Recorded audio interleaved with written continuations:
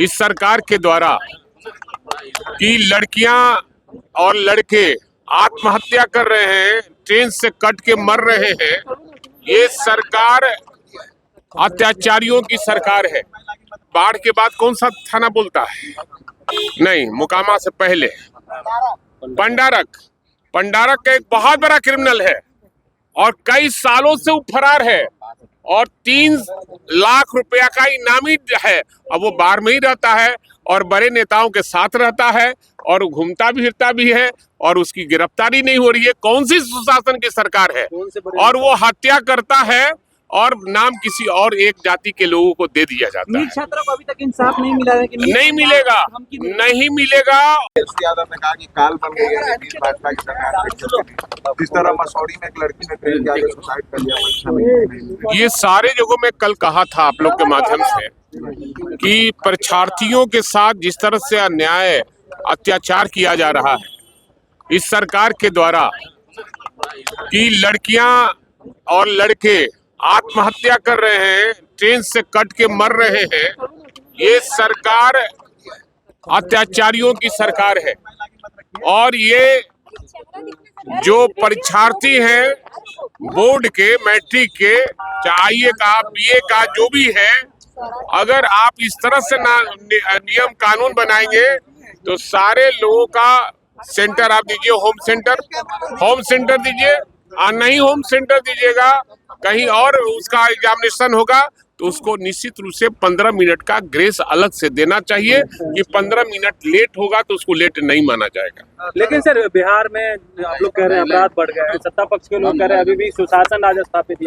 असल में मैं आपको उदाहरण देता हूँ, ये बगल में बाढ़ के बाद कौन सा थाना बोलता है? नहीं, मोकामा से पहले पंडारक एक बहुत बड़ा क्रिमिनल है और कई सालों से वो फरार है और 3 लाख रुपया का इनामी है। अब वो बाहर में ही रहता है और बड़े नेताओं के साथ रहता है और घूमता भी फिरता भी है और उसकी गिरफ्तारी नहीं हो रही है। कौन सी सुशासन की सरकार है?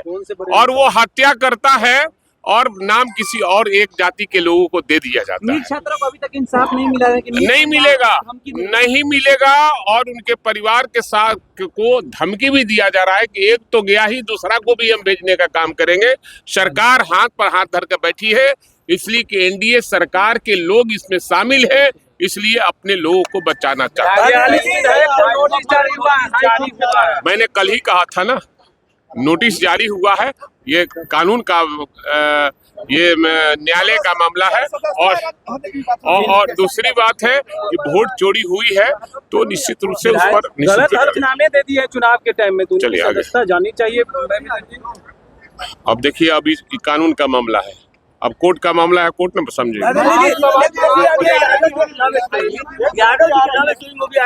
यादव समाज की कोशिश तो ये क्या कहेंगे राज्यसभा चुनाव को लेकर के क्या कहेंगे? गणित के फॉर्मूले को तय करेंगे क्या होगा? ये हमारे ये शीर्ष नेतृत्व तय करेंगे और अवैसी साहब को साथ में लेकर हम लोग चलेंगे और निश्चित रूप से एक महागठबंधन का सीट होगा और एक महागठबंधन का। लेकिन एनडीए के लोग कह रहे 5 सीट एनडीए के झोले में इस बार अब सवाल है, अब वो जो कह रहे हैं, हम भी तो कह रहे हैं कि एक सीट हम लेंगे, हम भी तो कह रहे हैं।